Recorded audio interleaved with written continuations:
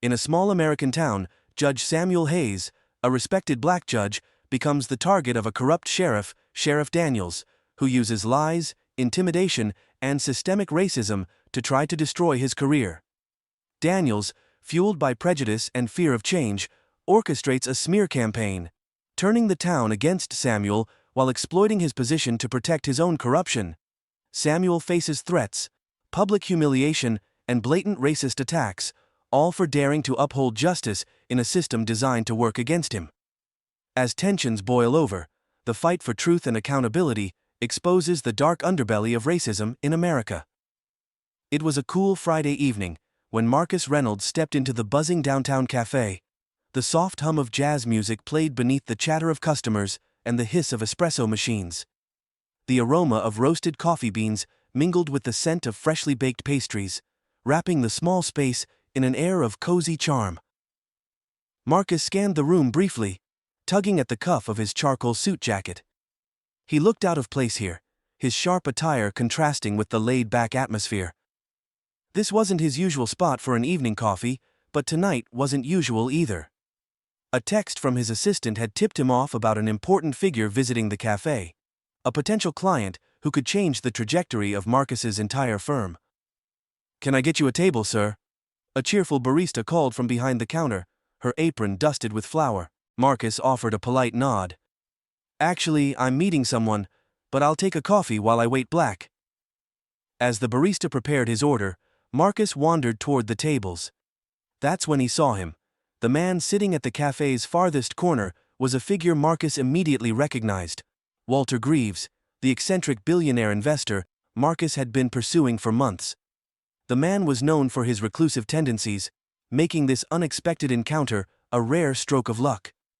Marcus's heart kicked into high gear, his mind racing with thoughts of how to approach him. He didn't want to come across as pushy. The stakes were too high, but before he could move, a soft voice interrupted his train of thought. "Excuse me, sir?"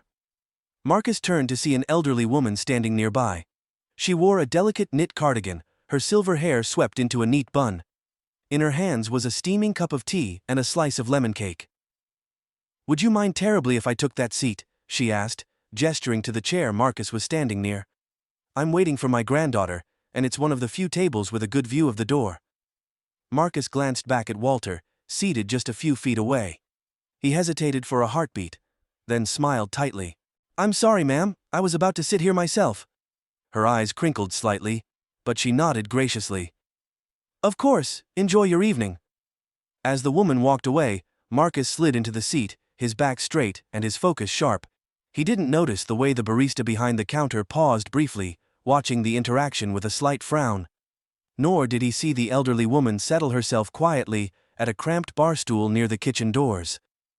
All Marcus could see now was the opportunity sitting just a few feet away, a man he couldn't afford to let slip through his fingers. It was a quiet morning in Maplewood County, a town known for its apple pies, sprawling farmland, and the kind of small-town charm that made people forget the cracks hiding beneath its surface. The air was crisp, tinged with the faint smell of hay and wood smoke, as the residents began their routines. Judge Samuel Hayes pulled into the courthouse parking lot in his unassuming silver sedan. The old building loomed against the backdrop of a cloudy sky, its stone facade weathered but dignified, much like Samuel himself. To anyone who saw him exit the car, clad in a dark overcoat and holding a modest briefcase, he looked like any other middle-aged professional. No flashy car, no entourage, just a man going to work. That's exactly how he liked it. Samuel was one of the most respected judges in the state. His rulings, always fair and meticulously reasoned, had earned him a reputation as a sharp, compassionate man, someone who upheld justice without wavering. But beyond the courtroom, few knew much about him. He lived alone in a modest house on the edge of town, preferring the quiet life to flashy gatherings or social circles. He'd grown up in a world that demanded he work twice as hard to get half as far. Now, decades later, even after becoming a symbol of excellence, Samuel still carried himself with humility. It was that quiet strength that unsettled people who expected someone different when they heard Judge Hayes. Inside the courthouse, the day had already begun. Lawyers, clerks, and bailiffs bustled through the halls, their footsteps echoing against the marble floors. As Samuel made his way to his chambers, He greeted each person with a nod and a warm smile. Most returned it, though some still regarded him with something closer to suspicion or discomfort. He was used to it. "Morning, Judge Hayes," called out Marcy, the court clerk, a petite woman with sharp eyes and an even sharper sense of humor. "Good morning, Marcy. Everything on track today?" "Mostly," she replied, rolling her eyes toward the docket in her hands. "We've got a packed day, though couple of property disputes, a theft case, and one Mr. Leland Taylor, who thinks showing up late to traffic court makes him special." Samuel chuckled softly. "Let me guess. Leland drives a truck bigger than his mortgage?" "You'd win that bet, sir." Samuel's smile lingered for a moment, before fading into his usual composed expression. It was the little things that kept him grounded. Small observations about the people and town around him. Maplewood may have been his jurisdiction, but he never let the weight of his title separate him from understanding its heart. As Samuel entered his chambers, he removed his coat, revealing a tailored charcoal suit and his signature steel gray tie. There was a worn photograph on his desk, a reminder of his late parents who'd raised him with equal parts love and discipline. "Work hard, stay humble." His mother's voice echoed in his mind. He glanced at the clock. 5 minutes until court convened. Today felt no different than any other day. The courtroom was already filling up when Samuel emerged from his chambers. He climbed the steps to the bench with a quiet authority, surveying the room as he adjusted his robe. It wasn't the most glamorous room: sturdy wooden pews for the audience, old brass fixtures, and dusty windows that let in pale slants of light. But Samuel had presided here for nearly 10 years. This was his domain. As the bailiff called for silence, Samuel settled into his seat and spoke in his steady, measured voice. "Good morning. The court is now in session." The cases moved along quickly. At first, lawyers droned on about property lines and legal interpretations, while Samuel listened carefully, taking notes. He maintained his usual calm demeanor, but his mind was sharp, cutting through nonsense like a blade. It was during a short recess that Samuel noticed him.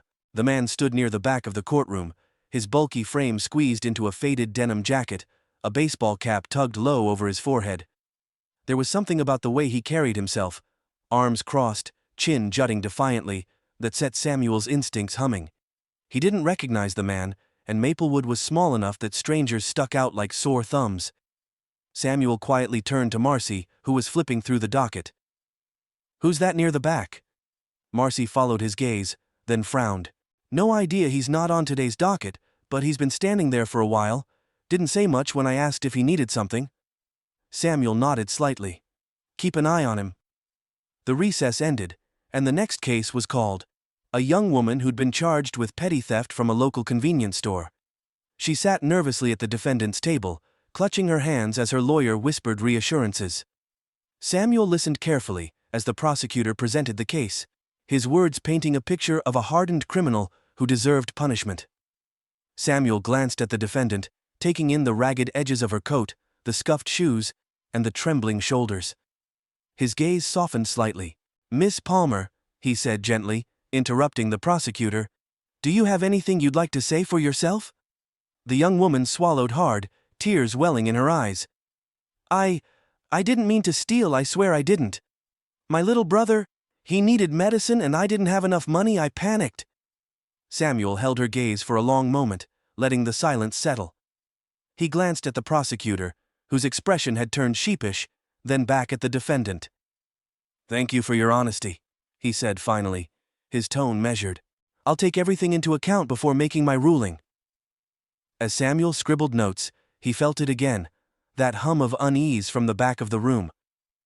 The stranger in the denim jacket had moved closer, his expression hard and unreadable. Samuel's instincts sharpened, but he gave no outward indication of concern. The rest of the morning proceeded as usual. By the time the final recess rolled around, the courtroom had mostly cleared out, leaving only a few stragglers, including the man in denim. Marcy approached Samuel as he gathered his papers. "Sir," she said quietly, "that guy's still here, he keeps staring at you. Want me to ask him to leave?" Samuel glanced at the man, whose eyes were now fixed directly on him. He shook his head slightly. "No need, I'll handle it." Samuel stepped down from the bench and made his way toward the stranger, his movements calm and deliberate. The man straightened as Samuel approached, his lips curling into a smirk. "You're Judge Hayes, right?" Samuel stopped a few feet away, meeting the man's gaze steadily. "I am. Can I help you with something?" The man snorted, the sound low and derisive. "Didn't expect you to be the one sitting up there." Samuel's jaw tightened subtly, but he kept his voice level. "Is there a problem?" The man took a step closer, his voice dropping just enough to feel menacing. "No problem, just didn't think someone like you would get to wear a robe like that." The words hung in the air like smoke, heavy with implication. Samuel's heart beat a little faster, but outwardly, he remained composed. "I'm sorry you feel that way," he replied calmly. "But if you don't have any business here, I suggest you leave." The man's smirk widened, his eyes glinting with something Samuel recognized all too well. A challenge. "Oh, I got business here all right. You'll be seeing me again? Judge, sooner than you think." Samuel held his gaze for another moment, then turned away, signaling that the conversation was over. He walked back toward his chambers, his shoulders squared, and his steps deliberate. But deep inside, a faint unease settled in his chest. Marcy met him at the door, her face pale. "Who was that?" Samuel shook his head slightly. "I'm not sure yet, but I have a feeling we'll find out soon enough." Samuel Hayes had seen enough faces like the man in denim to recognize trouble when it lingered. It wasn't the words alone, the jab at someone like you, but the way they'd been delivered. Weighted, measured, like bait left to simmer on a hook. By the time Samuel returned to his chambers, the encounter had settled in his mind like a shadowy splinter. He set his briefcase down and sank into his chair, fingers pressed thoughtfully against his temples. This wasn't new. Not for him. Maplewood was a small town, where progress often moved slower than the seasons, but there was something different this time. Before he could dwell on it further, a knock at the door pulled him back to the present. "Come in." Marcy stepped in, her usual confidence dimmed. She glanced over her shoulder, as if checking for lingering ears. "Judge, I don't want to overstep, but that guy gave me a bad feeling." Samuel looked up, his expression calm. "You're not overstepping, I feel it too. Want me to call the sheriff?" Samuel shook his head gently. "Not yet. No need to escalate anything until we know more." Marcy hesitated, clearly uneasy. "Okay, but I don't like it. He was watching you, and not in a normal way, like he knew something nobody else did." Samuel offered a faint, reassuring smile. "I'll be fine, Marcy. Go ahead and bring in the afternoon docket." As Marcy left, Samuel allowed himself a deep breath before standing and straightening his robe. He couldn't afford to let his thoughts wander, not when his presence here demanded such sharp attention. The afternoon cases began with the usual rhythm of the courthouse, plaintiffs and defendants parading their grievances, lawyers volleying arguments back and forth. Samuel presided over each, with his signature patience, his voice firm but measured. It was routine, predictable even, and the steadiness of it usually settled him.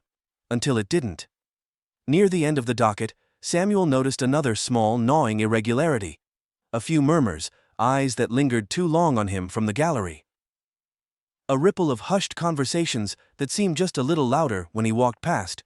Samuel had experienced this before, of course. Moments when his very existence as a black man in his position became, for some people, an unspoken offense. But today, it wasn't unspoken.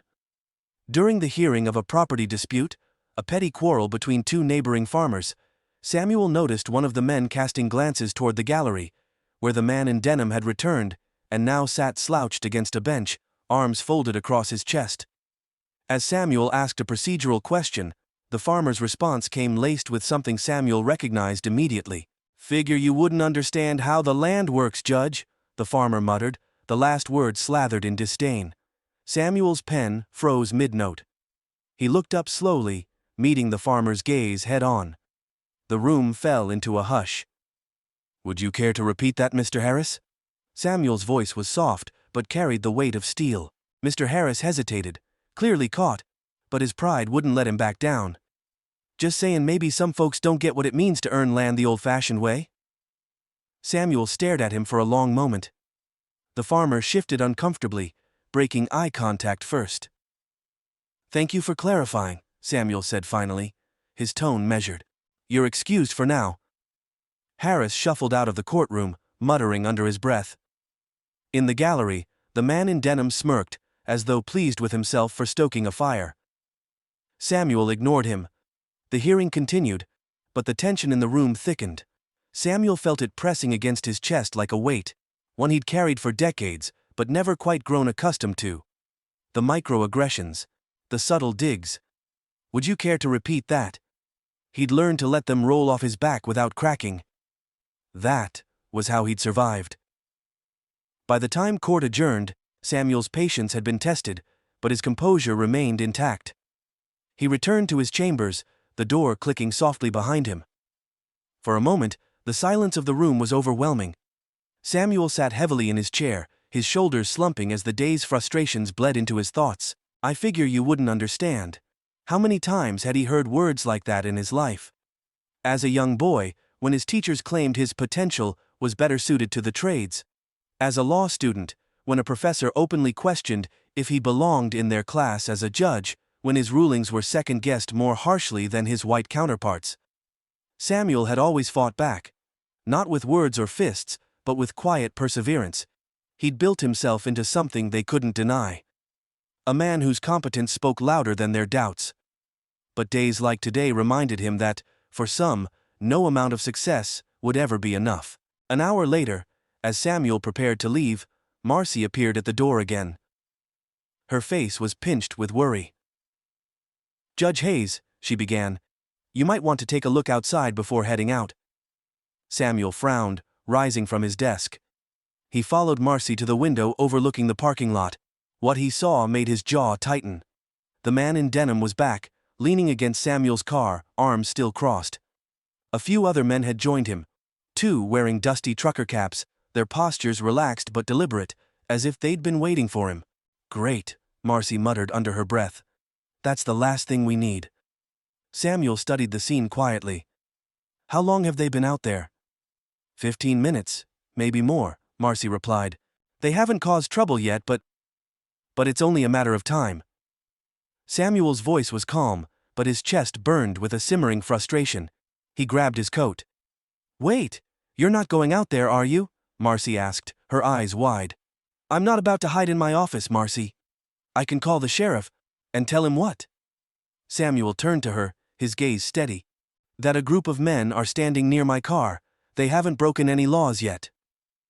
Marcy's lips pressed into a thin line, but she said nothing. Samuel walked out of his chambers and through the courthouse doors, his steps slow and deliberate. The air outside was sharp, the evening chill settling in as he approached his car. The men straightened slightly as he neared. "You've been standing here a while," Samuel said evenly, his voice carrying just enough authority. "Something I can help you with?" The man in denim pushed off the car, his lips curling into that same smirk. "Just admiring the view, Judge. Nice car for a man like you." Samuel's eyes narrowed, but he kept his expression otherwise impassive. "And what exactly does that mean?"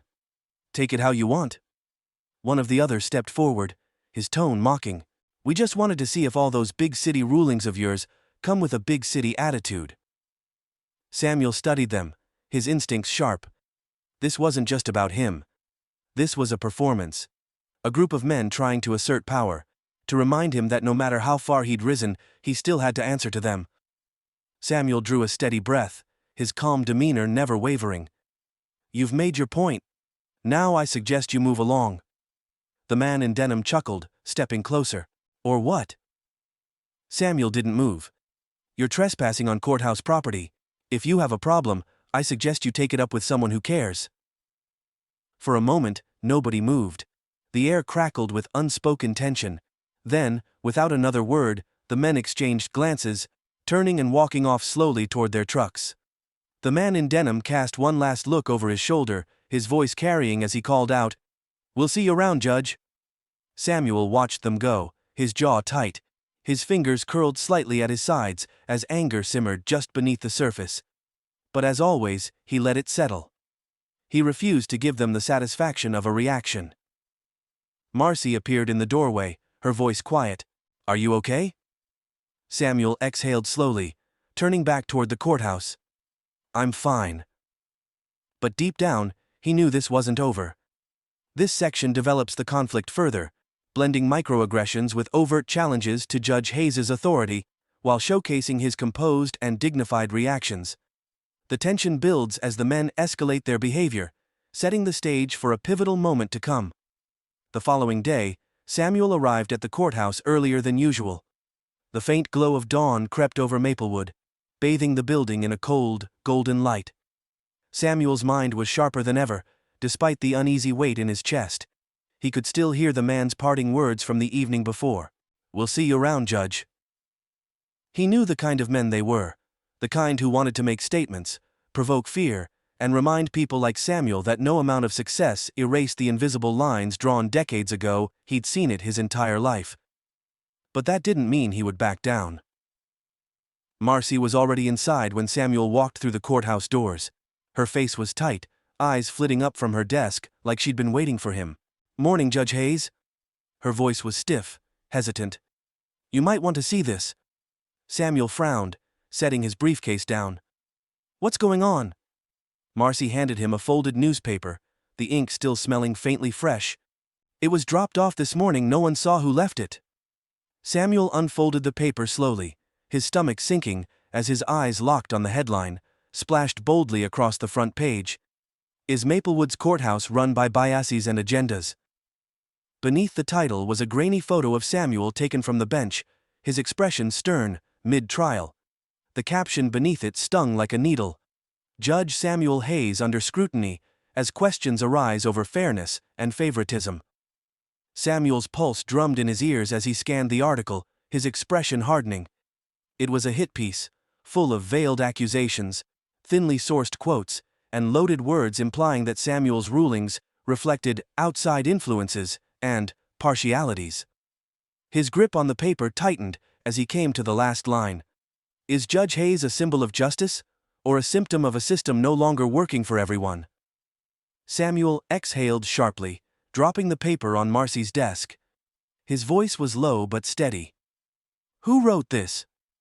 "Some local freelance journalist named Eric Barnes," Marcy said, her lips pursing. "But it reads like something someone fed him." Samuel nodded faintly, the pieces of the puzzle starting to click into place, the men outside his car, the farmer's disrespectful mutterings. Someone had been laying the groundwork for this moment. "They're pushing," Samuel said softly, more to himself than Marcy. "Pushing for what?" she asked. "To see if I'll break." Marcy's face tightened. "This isn't fair, Judge. Everyone knows you're the most impartial man in this county. They're just looking for an excuse to tear you down." Samuel straightened, his face impassive. "Fair or not, it's here, and they won't stop unless I stop them." Later that morning, as Samuel reviewed his docket for the day, his phone buzzed. The screen flashed a name he hadn't seen in years: Sheriff Daniels. Samuel hesitated briefly before answering. "Judge Hayes speaking." "Morning, Judge," Daniels drawled, his voice oozing a forced politeness. "Got something I need to discuss with you. You free to swing by the station?" Samuel's jaw tightened. "What is this about, Sheriff?" Daniels let out a low chuckle, the sound like gravel. "Just a little matter involving a complaint we received. I think it's better we talk face to face." Samuel's instincts flared. "What kind of complaint?" "You'll find out when you get here. I'm trying to give you a courtesy call. Hayes, don't make me send someone to get you." Samuel's blood ran cold at the implied threat, but his voice remained calm. "I'll be there shortly." He hung up, his hand lingering on the phone for a moment. He knew Daniels, an old-school sheriff whose idea of justice often depended on the skin color of the accused. Samuel had crossed paths with him before. Back when he'd first been appointed as judge, Daniels didn't like him then, and it seemed time hadn't changed that. "Everything okay?" Marcy asked cautiously from the doorway. Samuel looked up, his expression unreadable. "I'm heading to the sheriff's station. Hold down the fort until I get back." Marcy's face fell. "The station, Judge? You don't think—" Samuel raised a hand gently, stopping her. "I'll handle it." The sheriff's station was a squat gray building that hadn't changed much since the 1970s. Samuel parked his car in the empty lot and walked through the double doors with his shoulders squared. The receptionist glanced up briefly before muttering into a radio. "He's here." Moments later, Sheriff Daniels emerged from his office. He was a barrel-chested man with thinning blonde hair, his belt sitting high over his gut. "Well, look who's here," Daniels said, a wolfish grin spreading across his face. "Thanks for coming, Judge Hayes." Samuel's expression remained steady. "Let's not waste time, Sheriff. What's this about?" Daniels gestured for Samuel to follow him into a small, windowless office. The door clicked shut, and Daniels leaned against the desk, arms crossed over his chest. "Got a formal complaint about you this morning," Daniels said, his tone casual. "Seems like some folks think you're abusing your power." Samuel raised an eyebrow. "Abusing my power? That's a serious accusation. I'd like to see the evidence." Daniels smirked, as if waiting for the moment. He pulled a small stack of papers from his desk drawer and slapped them down. "This here's a signed affidavit. Says you've been showing favoritism to certain defendants, letting people off easy when they shouldn't be." Samuel picked up the document, scanning it quickly. His stomach twisted as he recognized one of the names at the bottom, Leland Taylor, the same man who'd shown up late for traffic court just the day before. "This is nonsense," Samuel said sharply. "You know as well as I do that my rulings are fair." "Do I?" Daniels replied, his grin never faltering. "See, the way I hear it, some folks don't think you belong in that seat, Judge. They think you've got an agenda." Samuel's hand tightened around the affidavit. "And by some folks, I assume you mean the same people who've been stirring up trouble outside my courthouse?" Daniels shrugged, his smile sharpening. "I don't know what you're talking about. I just deal with complaints as they come." Samuel met his gaze, his voice cold. "This is a setup, and you know it." Daniels leaned closer, his grin fading into something colder. "I know a lot of things, Hayes. And I know this. Maplewood's a simple town. People like things the way they've always been. Maybe it's time you thought about that." Samuel stared at him, his heartbeat thudding in his ears. He could feel the full weight of what Daniels was implying. This wasn't just about him. This was about sending a message, to him, and anyone else who dared step out of the box they'd been placed in. "Are you threatening me, Sheriff?" Samuel asked quietly. Daniels pushed away from the desk, grabbing his hat. "I don't make threats, just observations. See you around, Judge." Samuel stood there as Daniels left, his fists clenched at his sides. He knew what was happening. They were orchestrating this, stoking doubts, planting seeds of suspicion, and waiting for the town to turn against him. He wouldn't let it happen. When Samuel returned to the courthouse, Marcy was waiting, her expression anxious. "What happened?" Samuel didn't answer at first. He walked into his chambers, shut the door, and sank into his chair. The paper Daniels had handed him sat on his desk like a challenge. Marcy knocked softly before stepping inside. "Judge?" Samuel looked up, his eyes sharp with determination.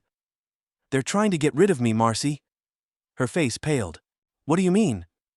Samuel straightened, his resolve hardening. "They're building a case, smearing my name, manufacturing complaints. This is more than just harassment now." Marcy's voice trembled slightly. "What are you going to do?" Samuel looked at the photograph of his parents on the desk, his father's steady gaze, his mother's proud smile. They had taught him to fight for what was right, no matter the cost. "I'm going to take a stand," Samuel said quietly. "And I'm going to make sure they can't bury me without a fight." The stakes have now escalated significantly, with Samuel facing direct accusations and threats aimed at his position and integrity. The narrative ends with a powerful setup for Samuel to take decisive action in the climactic confrontation.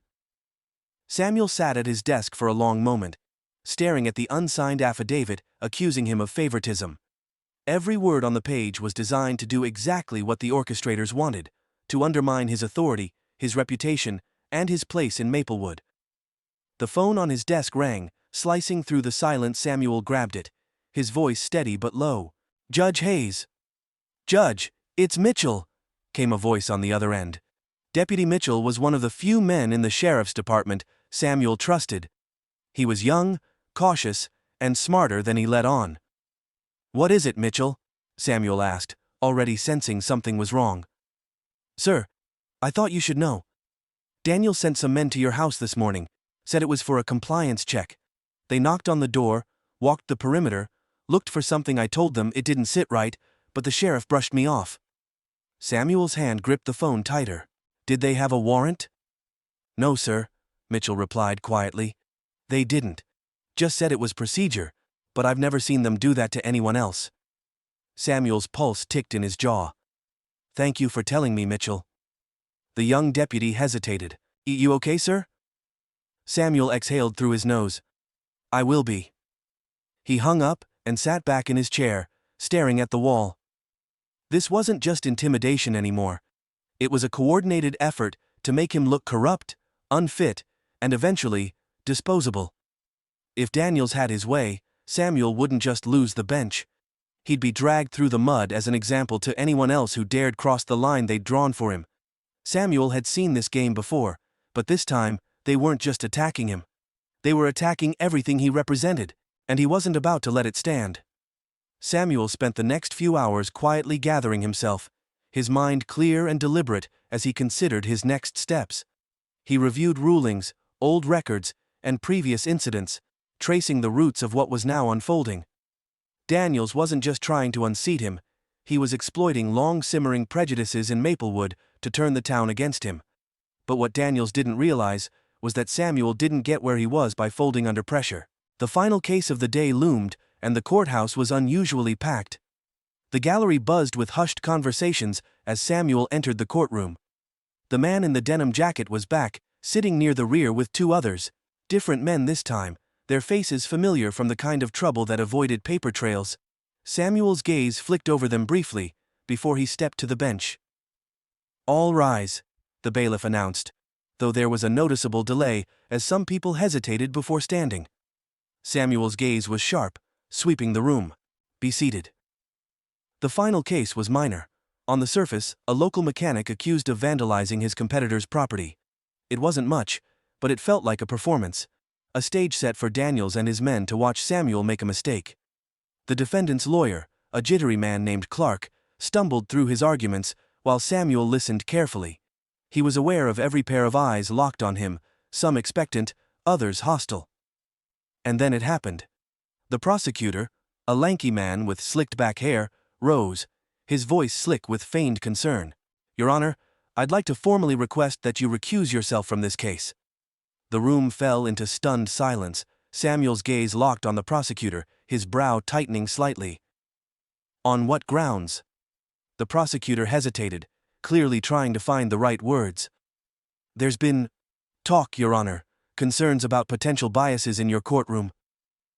Murmurs rippled through the gallery. Samuel felt heat creep up his neck, but his face remained composed. Concerns based on what evidence? The prosecutor glanced toward the gallery, toward the men in denim and their companions, who smirked and nodded approvingly. It's in the interest of fairness, Your Honor. I'm sure you understand. Samuel's voice dropped an octave. I do understand. I understand that you've made a very serious accusation in open court, with nothing to back it up. This is a dangerous game, Counselor. The prosecutor shifted uncomfortably, but before he could respond, the doors at the back of the courtroom swung open. Two uniformed deputies walked in, and the murmurs grew louder. Samuel recognized one of them immediately, Officer Daniels's men. They strode directly up to the bench, stopping just short of Samuel.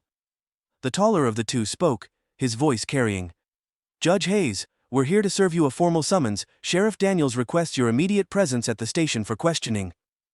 The gallery exploded into whispers and gasps. Samuel's heart pounded once, a heavy, deliberate beat. But outwardly, he didn't flinch. What is the nature of this summons? Samuel asked, his voice cutting through the noise. The deputy smirked. There's an investigation, sir. Allegations of corruption. The words hit the room like a hammer. Samuel slowly rose to his feet, his expression hard as steel. He turned to the bailiff. Adjourn the court. The bailiff's voice cracked slightly as he called, All rise! The crowd erupted as Samuel descended from the bench, every step deliberate. His robe swished at his ankles as he approached the deputies. Lead the way, gentlemen.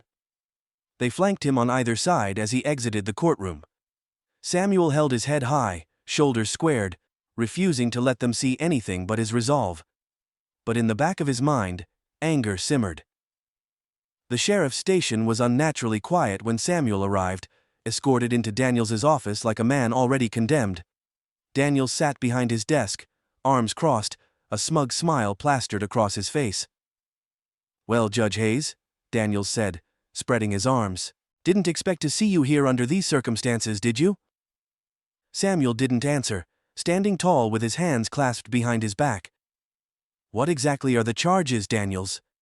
Daniels leaned back, savoring the moment. "Allegations of improper conduct. Word is you've been giving preferential treatment, cutting deals, dismissing charges for certain folks." "That's a lie," Samuel said flatly. "Maybe," Daniels replied, his tone mocking. "But the court of public opinion doesn't need proof, does it? You've made a lot of people in this town uncomfortable, Judge. Maybe it's time for someone else to sit in that chair." Samuel stepped closer, his gaze narrowing. "You're a coward, Daniels, hiding behind manufactured accusations because you're too afraid to face me openly." Daniels' smirk faltered, his cheeks reddening. "Careful, Judge. You're not on the bench here. I'd hate for this to get uglier than it already is." Samuel stared him down, his voice cold. "I'm not afraid of you, Daniels. I've worked my entire life to get where I am, and I'm not about to let you or anyone else take that away because of your ignorance and hate." Daniels stood abruptly, slamming a hand on the desk. "Watch yourself, Hayes. You think you're untouchable, but you're not." Samuel didn't blink. "Neither are you." The two men stared at each other, the tension in the room crackling like electricity. Finally, Daniels straightened, his smile returning. "We'll see how long you keep that attitude once this investigation goes public. Your days on that bench are numbered." Samuel turned and walked out of the office, refusing to give Daniels the satisfaction of another word. He passed through the station, ignoring the curious stares of deputies and staff, his mind already working. They wanted him to break, to cower, to give up. But Samuel had faced worse, and he was just getting started. This section builds to the story's most intense turning point, Samuel's public humiliation and confrontation with systemic forces determined to unseat him. The stakes are now higher than ever, and Samuel's resolve is tested as he prepares to fight back. Samuel Hayes stood outside the sheriff's station, the wind whipping at his coat as if daring him to falter. He stared back at the small gray building where Sheriff Daniels plotted his undoing. A lifetime of composure and quiet resilience hummed in his chest like a taut wire ready to snap. They thought they could break him, thought they could bury him under lies and threats. They didn't know Samuel Hayes. "Judge Hayes!" Samuel turned to see Deputy Mitchell hurrying toward him. Mitchell's face was pale, his eyes darting nervously. "Sir, I just heard something you need to know." Samuel paused, his brow furrowing. "What is it?" Mitchell glanced back at the station, as though Daniels could hear them through the walls. "Sheriff Daniels has been meeting with a group of landowners, Harris included. They're pushing for an inquiry against you, claiming your rulings on property disputes are biased. But there's more. I overheard Daniels on the phone this morning. He's planning to announce it at tonight's town hall, publicly. He wants you out, Judge." Samuel's jaw tightened. "And I assume the so-called evidence is as manufactured as the accusations." "Yes, sir." Mitchell hesitated, lowering his voice. "Daniels doesn't care about the truth. He's framing this as you playing favorites. But it's not about that. It's about you." Samuel's chest tightened, though he'd known this was the heart of it all along. Daniels didn't want justice. He wanted control, power, and Samuel had refused to play the part they'd written for him. Mitchell's voice wavered. "What are you going to do, sir?" Samuel's gaze turned steely. "I'm going to the town hall." "Sir, it's going to be a trap. Daniels will have his men there, and you know how this town can get when someone throws fuel on the fire." Samuel straightened, his voice calm but firm. "That's exactly why I need to be there, Mitchell. I won't let them control the narrative. If they want a fight, I'll give them one." The Maplewood Town Hall was already packed when Samuel arrived that evening. The building, usually reserved for community meetings and local events, pulsed with a strange energy, anticipation, suspicion, and something darker. The room buzzed with murmured conversations as Samuel stepped through the doors, his presence drawing immediate attention. He walked with measured steps, head held high, as the crowd parted slightly to let him through. Whispers followed him like echoes. "That's him. Heard he's being investigated. Thought he was supposed to be fair." Samuel ignored the noise, though it pricked at him like thorns. He reached the front of the room just as Sheriff Daniels stepped onto the stage. Daniels, clad in his uniform, played the part of a man in control. The smug grin on his face made Samuel's blood simmer. "Evening, folks," Daniels began, his voice carrying over the crowd. "Thank you for coming on such short notice. We're here to discuss something of great importance to our town: accountability and trust in our institutions." The crowd murmured in agreement, their focus sharpening. Samuel found a seat near the front, his eyes never leaving Daniels. "As many of you know," Daniels continued, "there have been concerns raised about the fairness of certain rulings coming out of our courthouse, concerns that our judicial system, your judicial system, has been compromised." Gasps and nods rippled through the crowd. Samuel felt his hands curl into fists beneath the table, but he forced himself to remain still. Daniels paused for effect before holding up a stack of papers. "We've received multiple formal complaints alleging bias and misconduct on the part of Judge Samuel Hayes. I take these accusations very seriously, and as sheriff of this county, it's my duty to investigate." A murmur of approval swept the room. Daniels turned his gaze toward Samuel, his eyes glinting with satisfaction. "Judge Hayes, would you care to address these claims?" All eyes turned to Samuel. For a moment, the room held its breath as he slowly rose to his feet. Samuel's voice, when he spoke, was calm and deliberate, cutting through the noise like a blade. "I'll gladly address these claims, Sheriff. But first, let me ask you something. Do you believe in truth?" Daniels blinked, thrown off by the unexpected question. "Of course." "Good." Samuel stepped forward, turning to face the crowd. "Because that's what this is really about, isn't it? The truth?" The crowd shifted. Uneasy Daniels crossed his arms, his jaw tightening. "The accusations against me are nothing more than lies," Samuel continued, his voice ringing clear. "Lies designed to distract you from the real issue. Sheriff Daniels doesn't care about fairness or justice. He cares about power. About keeping people like me from sitting in positions of authority. Positions he thinks we don't deserve." A gasp swept through the room, and Daniels' face flushed red. "Watch yourself, Hayes," he growled. Samuel ignored him, his gaze sweeping the crowd. "Ask yourselves this: where is the evidence? Where are the facts? All you've heard tonight are accusations with no proof, words meant to sow doubt and distrust. But let me remind you who I am." He paused, his voice steady but powerful. "I am Judge Samuel Hayes.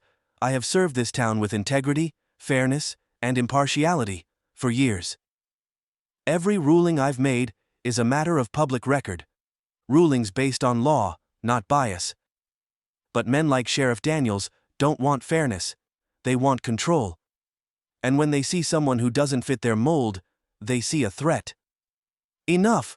Daniels barked, stepping forward, his face dark with anger. "This isn't about race, and you know it.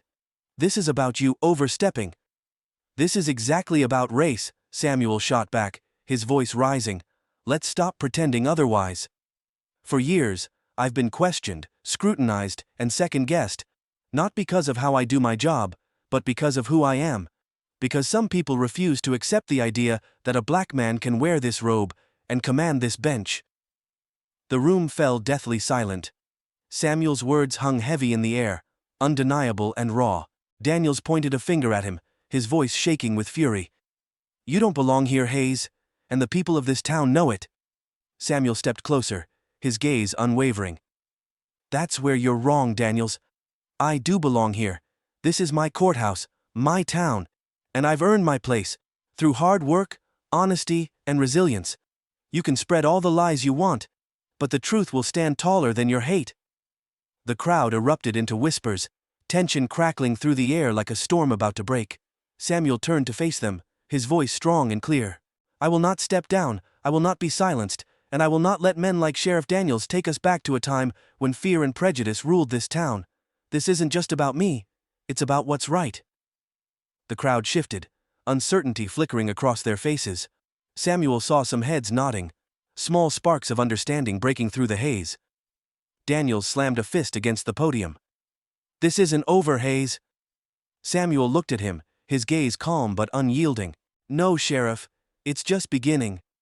With that, Samuel turned and walked out of the hall, the crowd buzzing in his wake. Outside, the air was cold and sharp, but Samuel breathed it in like victory. For the first time in days, he felt lighter, stronger. Daniels had tried to drag him down, but Samuel had given the town something they couldn't ignore: the truth. But he knew this wasn't the end. Daniels wouldn't stop, and the fight would only grow harder from here. Samuel straightened his shoulders and walked toward his car, the quiet night wrapping around him. Tomorrow, the real battle would begin. Samuel Hayes stood before the crowd at the Maplewood Town Hall, every eye fixed on him, and every whisper hanging in the air like smoke. Sheriff Daniels loomed on the stage, trying to command attention, but the tide had already shifted. Daniels' accusation, the carefully manufactured smear campaign, had been exposed for what it was: a weapon wielded in the name of control. This was the moment Samuel knew would come. He'd been forced to defend himself, not just as a judge, but as a man. His integrity under fire, his place questioned.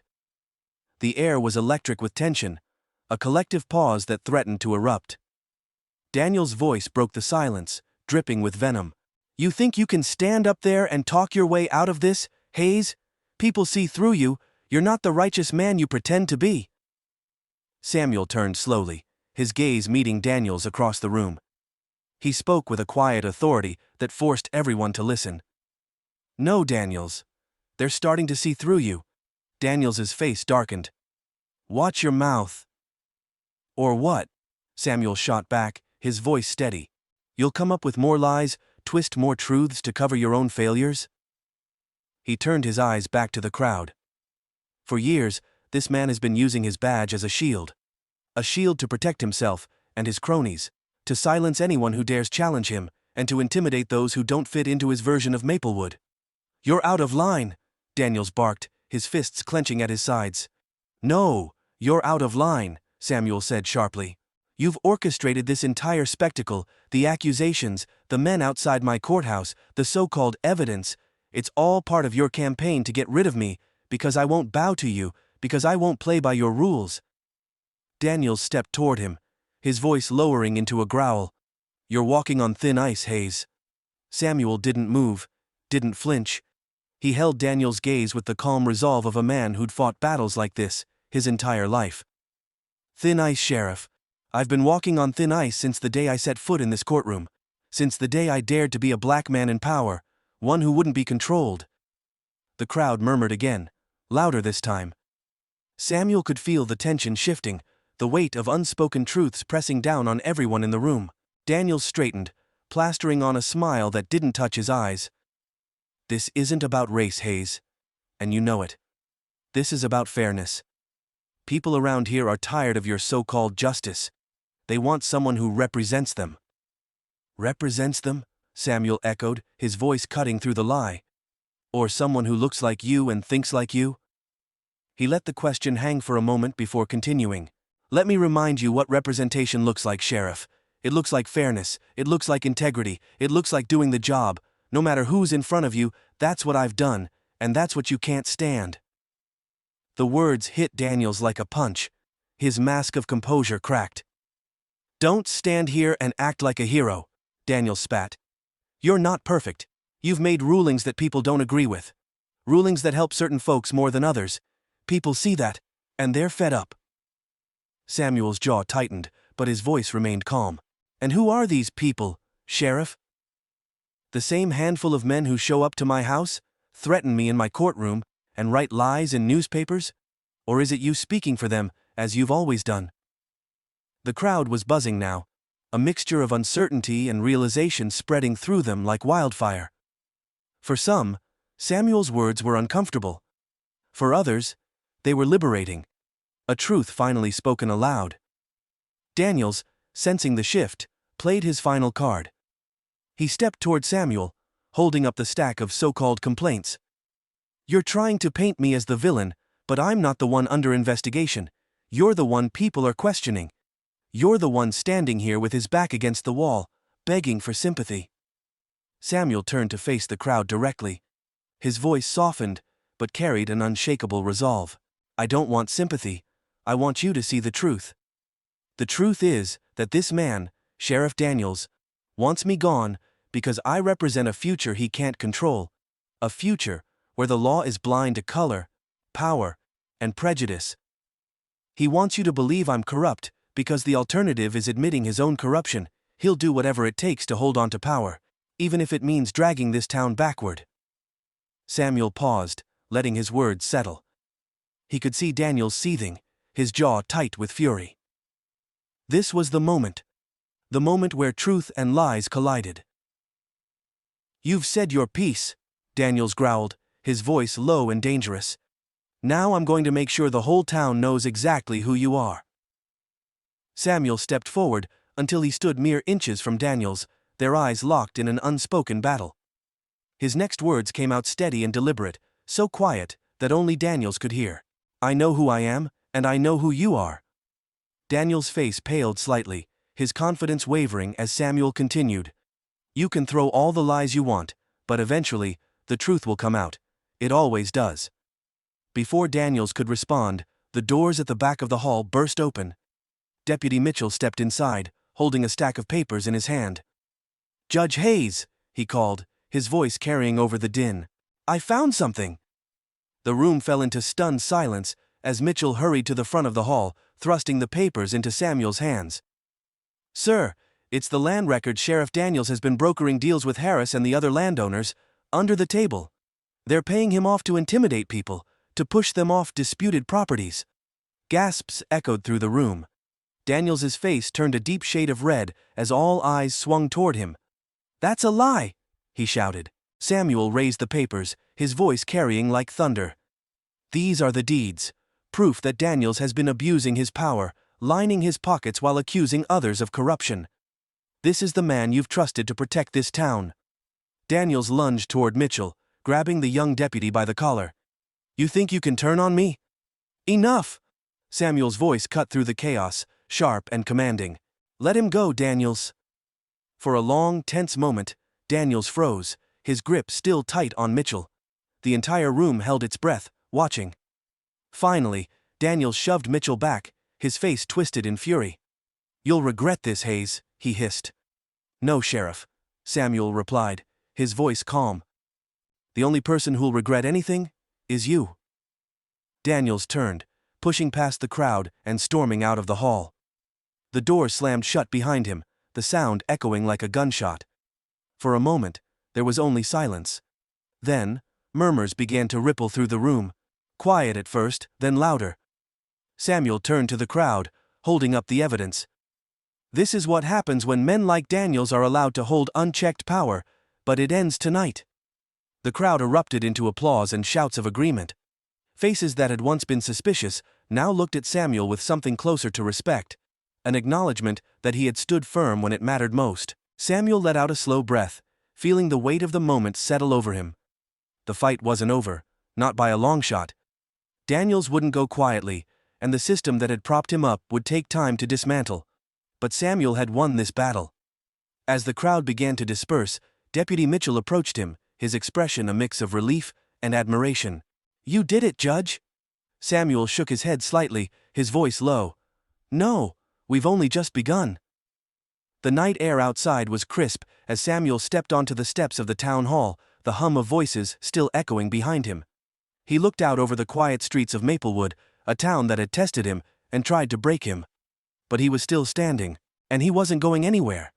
The days following the town hall were a storm of consequences, rippling through Maplewood like a rock dropped in still water. By morning, word had spread about the revelations Samuel had unveiled. The once silent whispers of Sheriff Daniels' corruption grew louder, more undeniable, until they echoed across every diner booth, courthouse step, and street corner. In a town where loyalty often trumped truth, the proof Samuel presented, the land deeds, the under-the-table deals, the abuse of power, was impossible to ignore. Samuel sat at his desk the next morning, sunlight streaming through the window as he reviewed court files. For the first time in days, the silence around him felt peaceful, not suffocating. The phone rang, and Samuel answered it, his tone steady. "Judge Hayes." "Morning, Judge," Deputy Mitchell said on the other end, his voice sounding lighter than it had in weeks. "Thought you'd want to know. Daniels has been placed on administrative leave. The county's launching a full investigation into his office."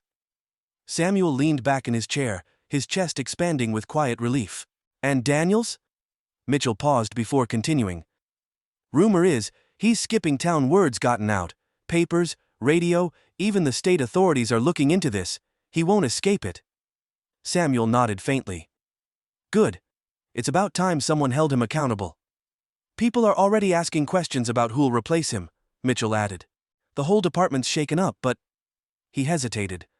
I think this is the first time in a long while that folks feel hopeful, like the right thing's finally being done. Samuel allowed himself a small, tired smile. Thank you, Mitchell, for stepping up when it mattered. You're welcome, Judge. Just doing what I should have done sooner.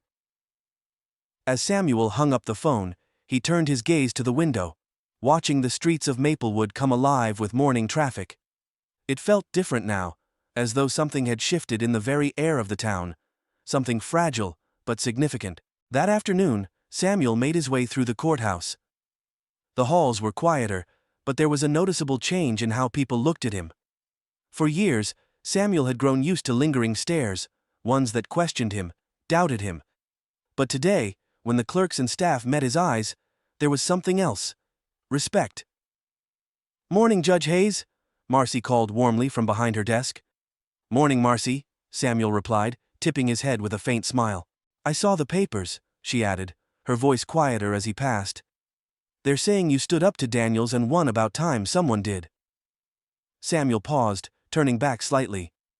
I didn't win anything, Marcy, I just made sure the truth was heard. Sometimes that's the same thing, she replied, her eyes glinting with admiration. Samuel continued walking, his steps steady. A week later, a town council meeting was held to address Sheriff Daniels' removal and the investigation into the department's corruption. Samuel wasn't required to attend, his fight, at least for now, had been fought. But he sat quietly in the back of the hall anyway, listening as council members debated the way forward. The crowd was packed with faces both familiar and new, farmers, small business owners, and laborers who had spent decades under Daniels's watchful eye. Samuel noted how their postures seemed lighter, their conversations less guarded. As the council finalized their motions, a voice cut through the noise. Judge Hayes! Samuel turned to see a woman standing near the aisle, her expression uncertain but earnest. She stepped closer, her hands nervously clutching a worn handbag. I just wanted to say, thank you. My family's land was part of one of those disputes. We didn't know how to fight back. You gave us a chance. Samuel inclined his head. I only did what was right, ma'am. She smiled faintly, tears glistening in her eyes. Well, that makes all the difference. As the woman turned and disappeared into the crowd, Samuel leaned back against the wall, quietly observing. He hadn't taken down Daniels for thanks or applause, he'd done it because it needed to be done.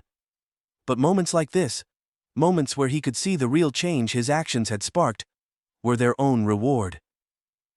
The courthouse steps were cool against Samuel's palm as he sat on the stone ledge, a cup of coffee steaming in his hand.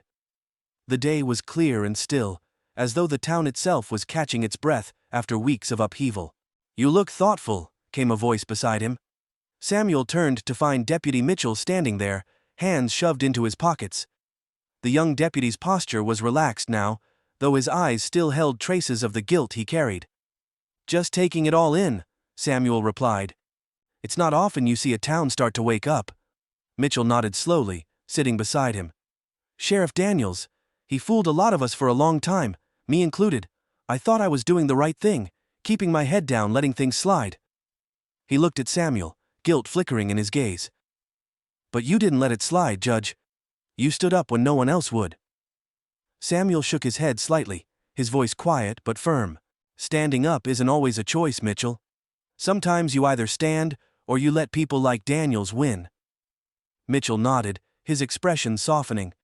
Still, it matters. They sat in silence for a moment, the cool breeze whispering through the empty street. Finally, Mitchell spoke again. There's talk the council might want you to take a bigger role, maybe oversee the reform process for the sheriff's office. Samuel chuckled softly. I'm not sure I need another fight on my hands.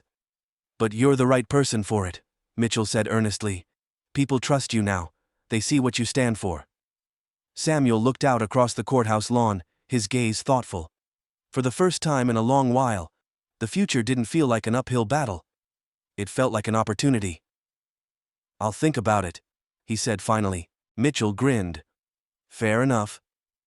That evening, as Samuel sat at his kitchen table with a cup of tea, he pulled out an old photograph of his parents. His father's stern expression stared back at him, a man who had worked himself to the bone to give Samuel a better life. Beside him, Samuel's mother wore a small, knowing smile, the smile of a woman who'd taught him resilience, who'd told him to never stop fighting for what was right. Samuel placed the photo down gently, his voice a quiet murmur in the stillness of the room. "I hope I made you proud." He knew the fight wasn't over. Daniels was gone, but the attitudes that propped him up, the prejudice, the corruption, would take longer to dismantle. There were still systems to rebuild, still minds to change. But for now, Maplewood had seen the truth. They'd seen a black man in power refuse to back down, refuse to be silenced, and refuse to let others decide his worth. That was enough, for now. Samuel leaned back in his chair, allowing himself to close his eyes for a moment. Tomorrow, he would rise and face whatever came next. But tonight, he let himself rest. The world wasn't perfect, but it was changing. And so was he. For the first time in years, Maplewood's courthouse felt alive with something more than tradition. The ancient stone building, with its creaking doors and worn wooden pews, carried the weight of history, some of it good, much of it heavy. Yet in the days following Sheriff Daniels's removal and the revelations of corruption, the air inside seemed clearer, the light that streamed through the high windows brighter. Judge Samuel Hayes walked the courthouse halls with the same quiet dignity as always. But something in his stride had shifted. There was no longer the quiet sense of fighting an invisible war alone. People nodded as he passed, not just out of respect for his title, but because they had seen him now, truly seen him. In his chambers, Samuel sat at his desk, sorting through papers and organizing the week's docket. There was no fanfare, no ceremony to mark what had been achieved. Change, he knew, was not built in a day. It was built slowly, brick by brick, decision by decision. He thought back to Daniels, to the quiet war waged in the corners of courtrooms and town halls. It was never just about one man. It was about an entire system that allowed men like Daniels to thrive. Samuel knew this fight wasn't over. It wouldn't end with a new sheriff, or even a new sense of order in Maplewood. It would take vigilance, his and others, to hold people accountable, to ensure the power of the law was never again twisted into a weapon of control. But if the town had learned anything from the past weeks, it was this. Silence could no longer be the answer. Samuel had stood in the fire and refused to back down. And now others were starting to step forward. Small voices at first, but growing stronger. At a quiet lunch later that day, Samuel sat across from Marcy at a small diner on the edge of town. She'd insisted on taking him out, a rare moment of reprieve for both of them. Marcy stirred sugar into her coffee, her expression unusually thoughtful. "You know, Judge," she said, finally breaking the silence, "a lot of folks are saying you changed this town." Samuel looked up from his tea, one brow lifting slightly. "I didn't change the town, Marcy. I just gave them something they couldn't ignore." "You call that nothing?" she replied, her voice sharp with admiration. "I've been here long enough to know that people used to let things slide because they didn't think it mattered. Daniels made sure of that. You showed people what happens when someone stands up." Samuel tilted his head slightly, a faint smile curving his lips. "Standing up is hard when you think you're alone. But people aren't alone anymore. That's what matters." Marcy nodded, her eyes soft. "Doesn't mean it's going to be easy from here on out. There's still a lot of folks who'll drag their heels." Samuel took a sip of his tea, his expression calm. "Change isn't supposed to be easy. If it were, it wouldn't be worth fighting for." Marcy leaned back, watching him for a moment before speaking. "Do you think Daniels knew how this would end?" Samuel's gaze drifted toward the window, watching cars pass by on the street outside. Men like Daniels always think they're untouchable. That's how they fall. They underestimate the people they're holding down. He looked back at Marcy, his voice steady. "It's not enough to remove men like him. You have to build something better in their place." Marcy smiled faintly. You sound like you've got a plan." Samuel didn't answer directly, but his expression said everything. That evening, Samuel sat on the porch of his modest home, watching the sun dip below the horizon. The sky burned orange and purple, a quiet reminder that even the longest days end in peace. He thought of his parents, of their sacrifices, their quiet wisdom, his father's calloused hands holding him steady as a child, his mother's voice in his ear telling him to be twice as good and never stop fighting. He'd carried those lessons with him through law school, through years of cases where people doubted him, questioned him, or outright tried to undo him, and here he was, still standing, still fighting. In the wake of Daniel's downfall, the town had begun its slow reckoning. The county launched investigations into the sheriff's office and related land disputes. New voices rose from unlikely places, residents who had once been silent now demanding better. Samuel wasn't naive enough to believe the fight was over. People like Daniels didn't disappear. They slithered into shadows, waited for complacency to set in, and re-emerged. But for now, there was momentum. A spark. And Samuel was ready to make sure that flame didn't go out. A knock on his screen door pulled him from his thoughts. He looked up to see Deputy Mitchell standing there, holding a file folder. Samuel gestured for him to come up, and Mitchell stepped onto the porch, clearly carrying something heavy, both literally and emotionally. "What brings you here, Deputy?" Samuel asked. Mitchell set the folder on the table and exhaled. "The state investigators have started going through Daniels's records. Turns out his network goes deeper than we thought. State officials, local businesses, even a few judges from neighboring counties." Samuel's expression tightened. "That doesn't surprise me." Mitchell hesitated before continuing. "The county council is forming a committee to clean this up, and they're asking for oversight from someone they trust." He met Samuel's gaze, his voice steady. "They want you to lead it." Samuel blinked once, slowly. "Me?" "You've earned their trust," Mitchell said, his tone genuine. "After everything that's happened, they need someone who's proven they can stand up to corruption, someone who won't back down." Samuel sat back in his chair, his mind quiet for a moment.